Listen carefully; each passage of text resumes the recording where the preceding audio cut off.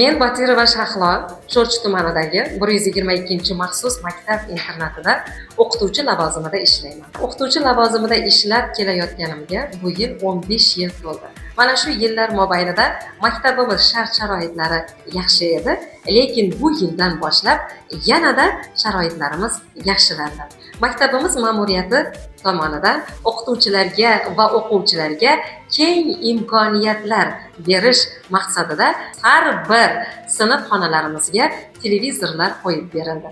Har bir o'qituvchi o'zlarini dars jarayonida televizordan foydalangan holda zamonaviy texnologiyalar bilan birgalikda dars berib bormoqdamiz. Ko'p yillardan buyon bizni qiynab kelayotgan darsliklarga ham bu yil yechim topildi. 1-sinfdan to 11-sinfga qadar har bitta o'quvchilarimiz 100% darsliklar bilan ta'minlandi. Undan tashqari maktabimizda psixologik xizmati, logopedik xizmati, surda tarjimon xizmatlari yo'lga qo'yildi. Maktabimiz o'quvchilari darsdan keyin o'z bo'sh vaqtlarini foydali o'tkazishlari uchun maktabimiz ma'muriyati tomonidan qizlarimiz uchun kichik oshxona hamda tikuvchilik xonalari tashkil etildi.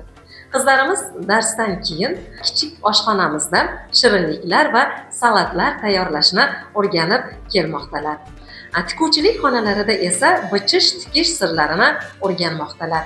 Hozirgi kunning zamonaviy kasblaridan biri bo'lmish dekorativ milliy haykalchalar to'garagimiz ham yo'lga qo'yildi. O'quvchilarimiz o'z qo'llari bilan yaratgan milliy haykalchalarini turizm sohasida ko'rgazmalarga ham olib chiqishimiz mumkin. O'z qo'llari bilan yaratgan milliy haykalchalarini ko'rgan o'quvchilarimiz juda ham mamnun, juda ham xursand bo'lib kelishmoqda. O'g'il bolalarimiz uchun esa darsdan bo'sh vaqtlarida turli xil sport to'garaklari ham joriy etilgan. Axir aytishadi-ku, sog' tanda sog'lom aql. Biz maktabimiz jamoasi, ya'ni maktabimiz pedagog o'qituvchilari bunday namunali va yaxshi shart-sharoiti mavjud bo'lgan maktabda o'z ish faoliyatimizni olib borayotganimizdan juda ham mamnunmiz. Yana bir narsani aytib o'tishni joiz deb topdim. Maktabimiz ma'muriyati qanchalik o'qituvchilarimizga e'tibor qilganliklari sari o'qituvchilarimiz shunchalik o'z ustida ishlab, o'quvchilarga zamonaviy bilim berish sirlarini o'rganishdan charchamay ish faoliyatimizni olib bormoqdamiz. Maktabimizda faoliyat olib borayotgan tarbiyachilarimizni ham mehnatlarini alohida aytib o'tish joiz. Maktabimiz o'quvchilari dars jarayonlaridan boshlaganlaridan keyin tarbiyachilarimiz ular bilan shug'ullanadilar, ya'ni ularga turli xil mashg'ulotlarni o'tib kelmoqdalar. O'quvchilarimiz bundan juda ham minnatdor.